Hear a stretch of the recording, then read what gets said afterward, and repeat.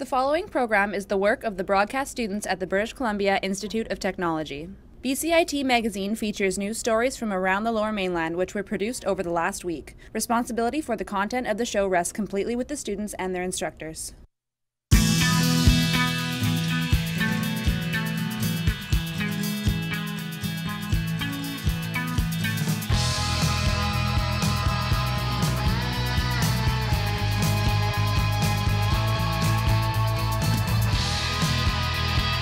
This week on BCIT Magazine,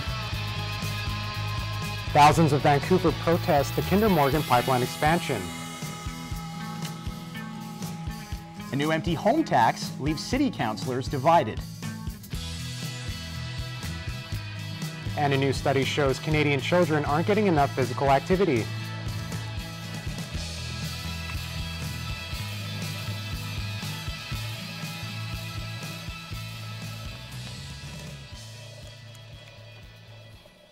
Welcome to BCIT Magazine. I'm Jordan Parhar. And I'm Jacob Hall. The federal Liberals are about to announce their decision on whether to approve the proposed Kinder Morgan pipeline. As Anissa Hetherington reports, the December deadline is approaching and British Columbians are making their voices heard.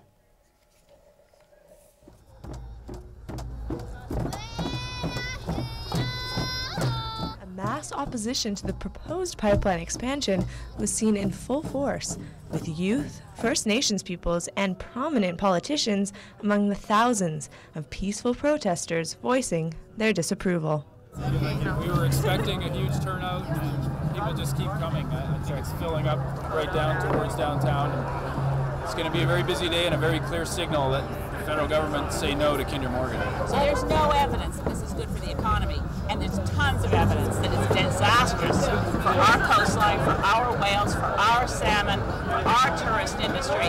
It's disastrous for the climate, and we have to say no. And so, Justin Trudeau, say no. The demonstration was a family affair with a vocal young demographic.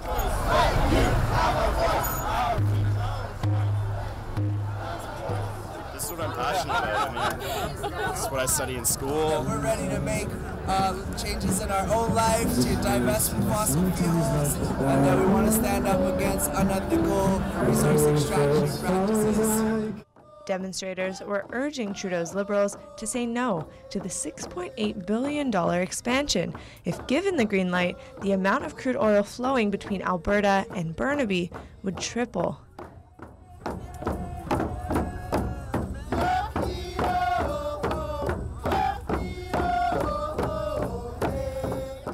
Anissa Hetherington in Vancouver for BCIT Magazine.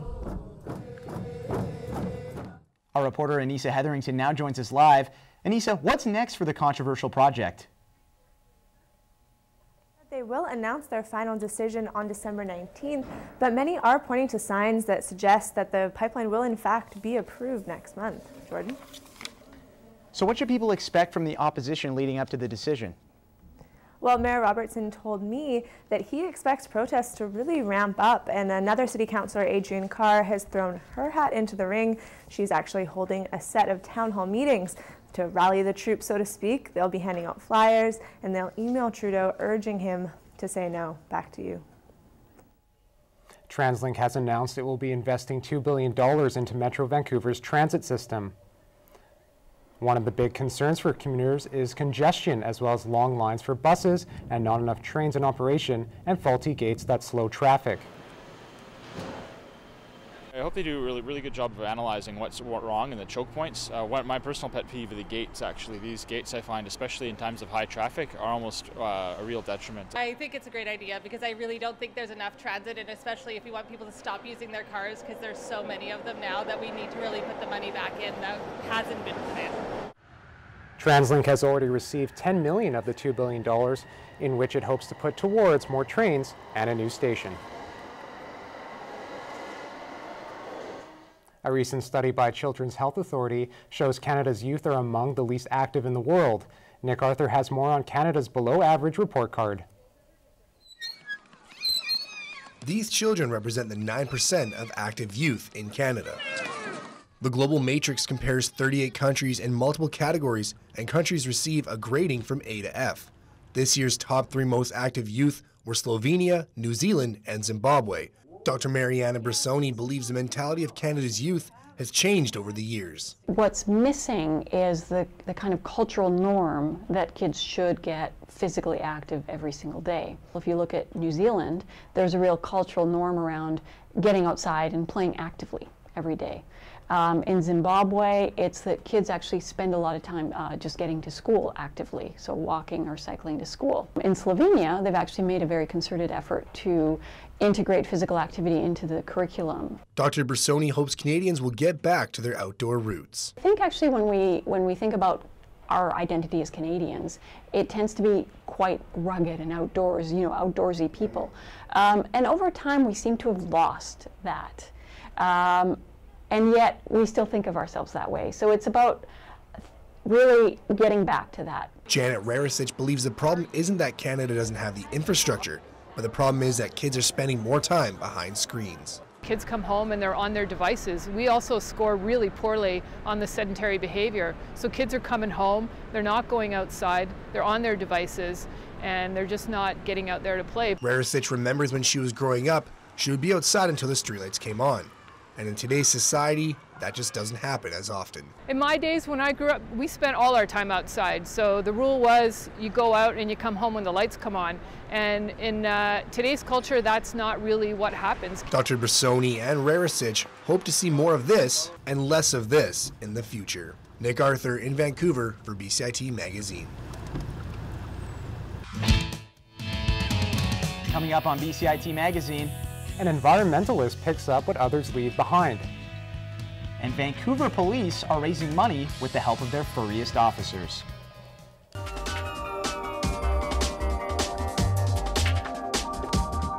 I chose BCIT because I know that all the programs are very hands-on. We have our own radio station, it's one of the best programs that I've ever heard of. I am starting a job on Monday, so confidence is high.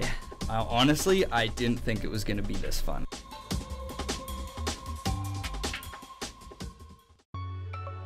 A defining moment for me was when I finished my first internship and got lots of really great feedback from industry professionals. I would have never imagined I'd be walking into the floors of TSN and thinking, I'm not a student anymore, I'm here to work. I will be starting a job with an investigative news program in Toronto, and I'm really excited to see that grow into what will become, hopefully, my dream job. BCIT Broadcast and Online Journalism, putting you to work. Vancouver City Council passed an empty homes tax to try and solve the city's housing crisis. Now, a week later, you'd be surprised who doesn't think it'll work. Louisa Alvarez reports. Despite being named one of the most livable cities, Vancouverites still struggle to find affordable rental housing.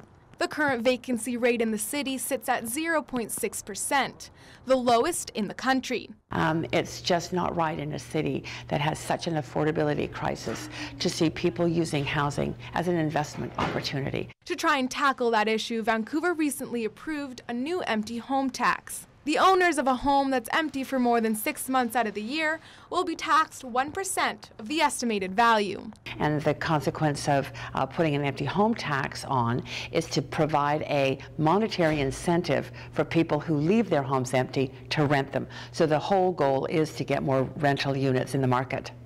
While CAR supports the tax, others worry it won't do enough to solve the problem. 90% of the empty homes are in strata units, the majority in towers, and that report that we received from Council in July clearly stated that it wasn't towers, it wasn't single-family homes, it was row houses and townhouses, and that's what we should be putting all our energy to build truly affordable housing in this city. While City Hall remains divided, many working in this tight market are staying optimistic.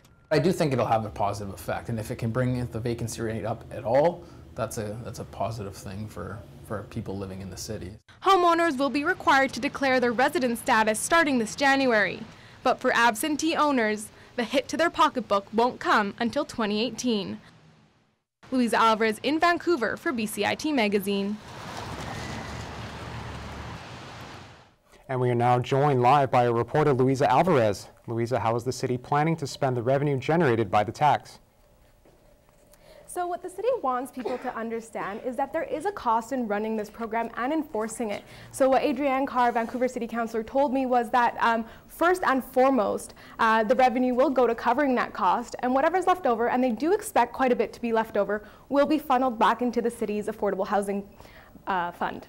Back to you. Thanks, Louisa. Vancouver police dogs are using their good looks to raise money for charity.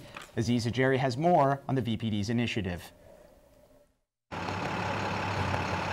The Vancouver police were in downtown to sell calendars with some unlikely models. Dogs from the department's K9 unit are featured with a unique furry officer for each month. The money for these calendars will be going to cancer research and the BC Children's Hospital. For many officers, these causes are near and dear to their hearts. As a unit, we've had children of our own in BC Children's Hospital as well. Cancer has touched all of us one way or the other, some of us directly. We've had members of our unit who are actually cancer survivors. With increased public concern about overly aggressive police dogs in the Lower Mainland, the VPD hopes events like this will help give their four-legged officers a friendlier face. These dogs have a role to perform. They're, as you can see, they're very well trained, they're obedient, they're part of the family, and you know, frankly, if a person gives up and surrenders peacefully, this is really a display. It's no more than just a display. So I don't find it controversial personally, but I do understand that there is controversy around it sometimes. Issues were raised by the public after a man got his ear mauled by a police dog in New Westminster 2 months ago. But community organization turned out in support of the K9 unit. We work in partnership with the VPD. We support this initiative every year. We're happy to support it. We also do other initiatives with the Vancouver Police Department, and we're very proud and honored to be part of selling the calendars. They say having the dogs involved is the best way to raise money for good causes. This is the 7th year that the VPD has organized this event. They hope to raise $30,000, which will be split between the BC's Children's Hospital and the BC Cancer Foundation. Aziza Jerry in Vancouver for BCIT Magazine. A local martial arts trainer is leading a campaign to empower young women in India by raising funds through self-defense workshops. Steve Zhang has more on his battle for change.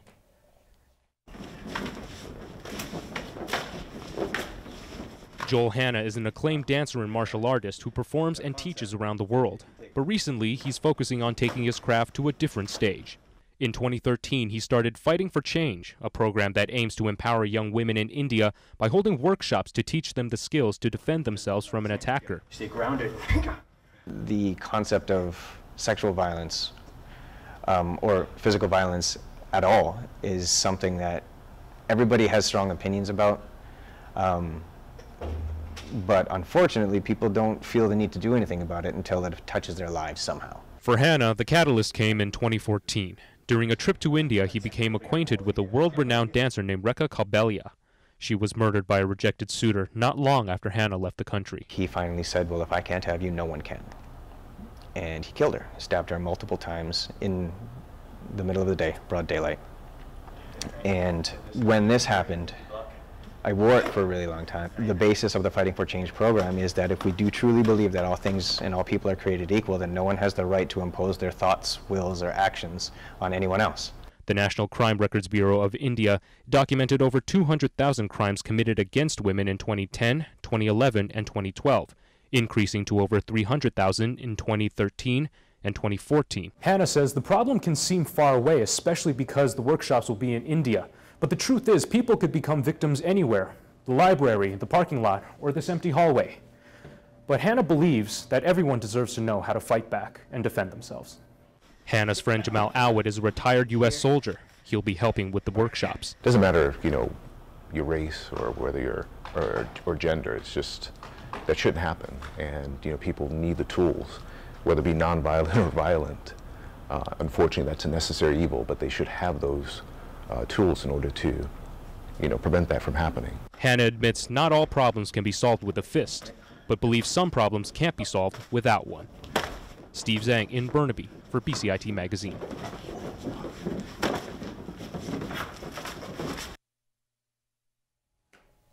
You might not realize it, but cigarettes are one of the biggest environmental hazards today.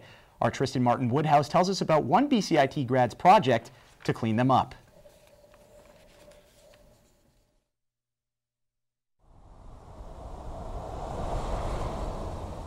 Cigarette butts like these are a common eyesore in Coquitlam parks, something that Megan Rempel wants to change. Megan and her other like-minded volunteers are cleaning up the city one butt at a time. What may seem like tedious work has a huge environmental impact. People are becoming more aware of what a problem cigarette butt waste is. Like, one butt can contaminate 40 liters of water. And when you just flick it onto the streets, it goes down into the storm drains and down into the water, and that's exactly what it does. What started as a passion project has evolved into something much greater. Megan's efforts got the attention of a Coquitlam councillor who's bearing the torch for her at City Hall. I've introduced it on 2 different occasions through the city of Coquitlam, and I'm hoping that it will grow in importance, and it's something that the city itself will officially adopt. But Megan says the best part of the work is knowing that people appreciate it. There's a lot of more people that are more aware of like what we're doing to our environment, and just seeing that and being thanked by people, that's enough for me, you know. That makes me feel really good, and it just makes me more motivated to finish it and make it bigger and bigger. And despite the gravity of her work, Megan still manages to find the humor in it. Usually I'll write something on there like cigarette butts, draw a little picture of a butt. It makes it more fun for people if you always talk about butts. Tristan Martin Woodhouse in Coquitlam for BCIT Magazine.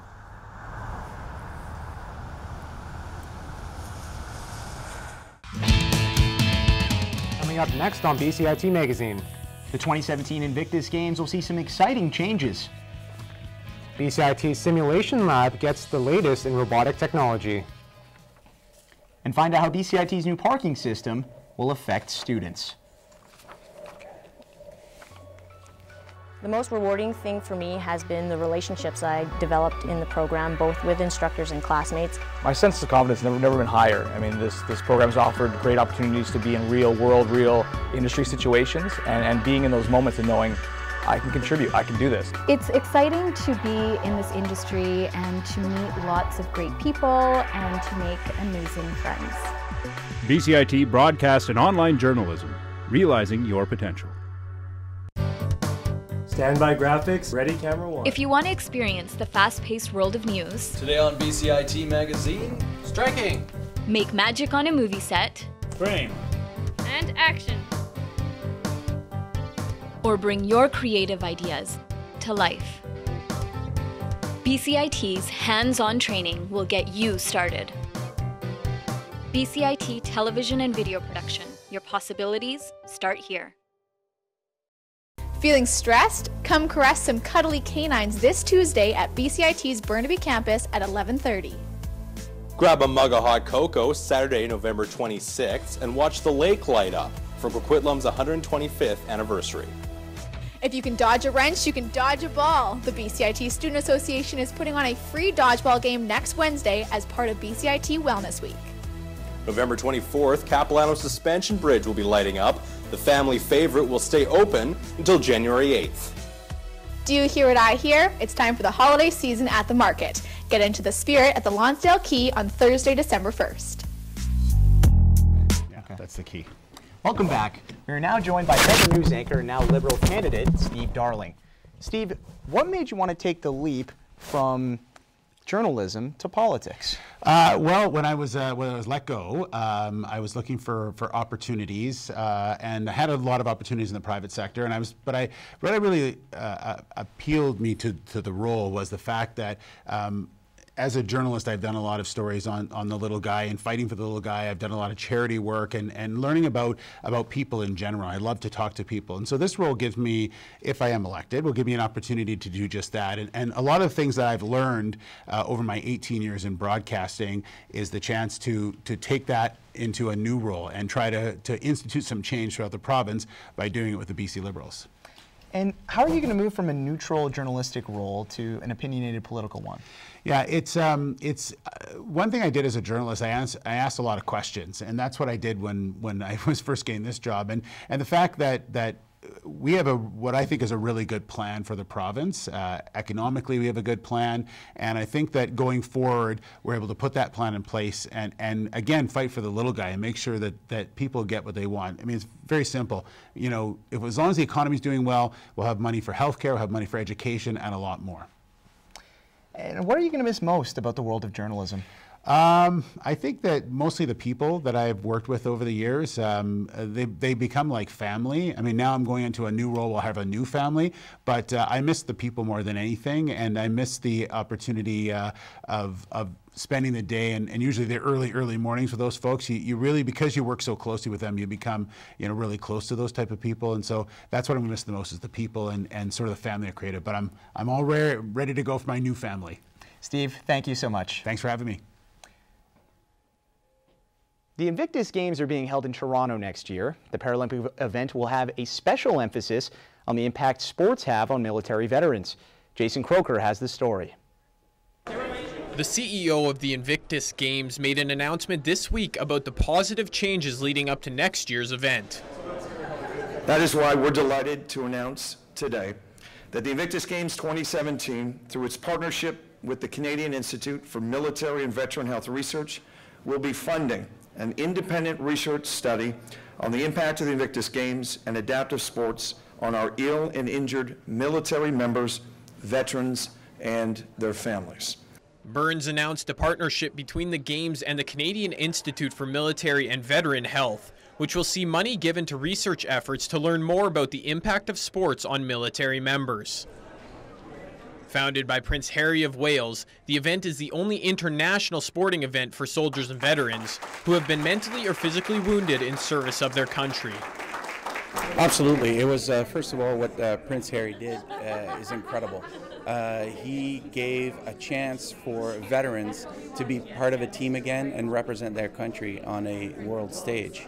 Bruno Guevermont competed in indoor rowing for Team Canada and says the importance of the game is not just the competition. Competing is just a very, I would say, a very small portion of the Invictus Games, because the whole part was the training that was part, the healing that was going on, and after that, everybody was like nice to each other, everybody was like helping each other over there. It didn't matter where you were from. Burns and his group believes funding the research study will better the Invictus Games going forward, as well as the lives of those affected by their military service. Jason Croker in Vancouver for BCIT Magazine. The Critical Care Nursing Department at BCIT got a brand new piece of equipment that will bring real-life experiences to the classroom. Johnny Smart reports. Hello, this is Lucy. She is the latest addition to the undergraduate simulation lab at BCIT. Lucy is different than all of the other dolls in the department. She is the only female, and she's pregnant. One critical care nursing instructor is the driving force behind this initiative. It's based upon exact normal experiences and abnormal experiences that women would experience during the birth process. What's actually unique with this doll is that it gives birth to another robot. The full-term baby can be placed inside the belly in almost any position, and the mechanism inside Lucy can then deliver it. Lucy's baby boy is yet to be named, but he is healthy and 8 pounds. The doll is so advanced that Kruger can program her to respond accurately to any situation throughout the labor. Is everything all right with my baby? He can also monitor her vital signs on a screen that mimics those in a real hospital room. We can see the pressures inside her heart, and then we can see her oxygen saturation and her body temperature down here. In the future, students will be able to practice on Lucy before they ever treat a human. We can plan for students to get those experiences in those crisis situations, and we hope that they apply the experience here in this simulation lab to out in practice. From prenatal to postnatal, this interactive learning experience simulates the birthing process from the first contraction to the first cuddle. Johnny Smart in Burnaby for BCIT Magazine.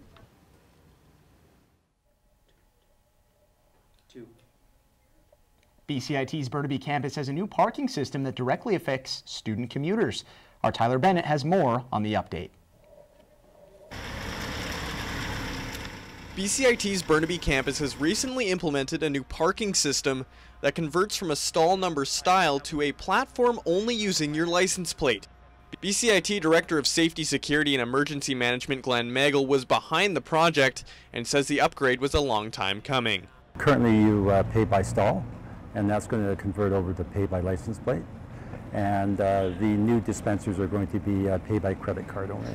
The pay online is way better because you don't have to stand in line, and all you have to do is just purchase, register your license plate, and find available student parking. Eugene Lau is a BCIT student who drives to school from Richmond on a daily basis, and he doesn't believe the new system benefits students. Currently, the weekly price plan is not cheaper than just going to the machine and getting a stub. That being said, you could often find stubs on the ground, you could pick that up, and with those rules, with the current rules, you can just place them on your dash. Well, I understand that's a very unethical thing to do, but we are broke students, right? Lau says the new system cancels the ability to share parking passes between friends and increases the cost for BCIT students who have longer days on campus. Us BCIT students are here from 6 to 10 daily. That's 16 hours of parking. That's ridiculously expensive. So unless you have a better way to implement this solution to the BCIT community, I would suggest you would not do it. Now this is one of the old machines. As you can see, it still has the insert coin slots, and over the next 6 weeks they'll be taking these ones out and implementing new systems that only accept credit cards and online payments. For the time being, Lau says he will have no choice but to be disgruntled with paying full price for his lengthy visits. Tyler Bennett in Burnaby for BCIT Magazine. And if you have any questions regarding the show, you can contact us at bcit-broadcast.com or bcitbroadcastnews.ca. Thank you for watching BCIT. Thank you for watching BCIT Magazine. I'm Jacob Hall. And I'm Jordan Parhar. We now leave you with footage from the Kinder Morgan protest.